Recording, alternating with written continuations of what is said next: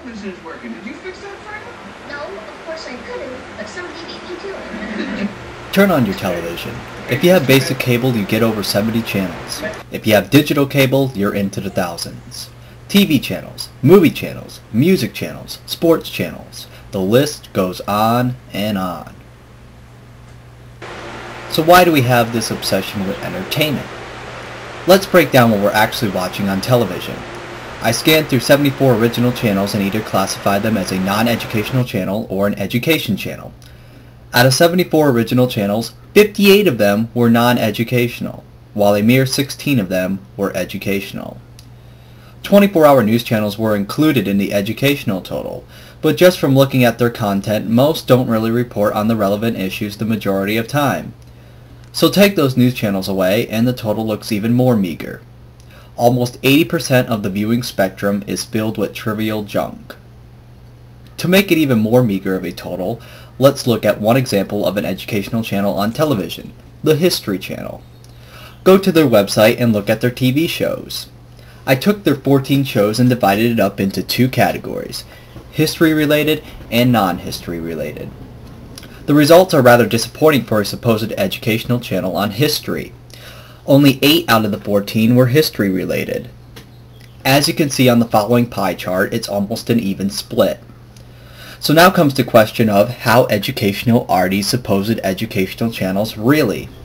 Or should we be calling it, as the slang goes, edutainment?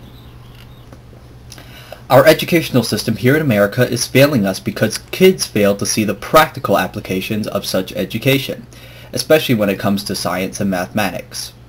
Most would rather further away on social networking sites such as MySpace, Facebook, and Twitter. But take social networking sites, for example, and demonstrate that because of scientific knowledge we were able to invent the computer and the internet, which allows for such social networking websites to exist to begin with. Would such a demonstration inspire our future generations into the sciences and mathematics?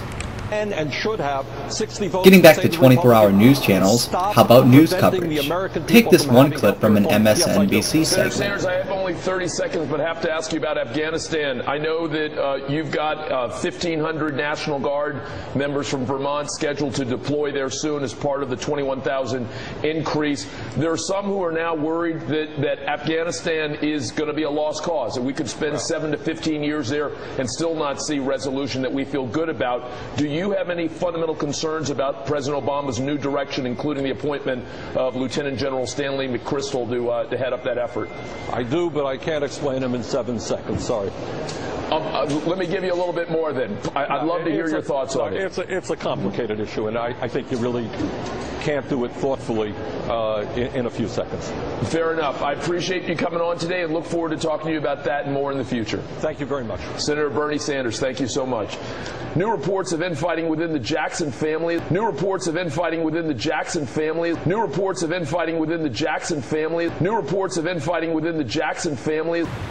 Why would they limit their time on an important issue simply to cut into a trivial story about an entertainer? Is that story really more relevant to everyone's lives in comparison to the story they were just covering? As Carl Sagan once said, we live in a society exquisitely dependent on science and technology, in which hardly anyone knows anything about science and technology.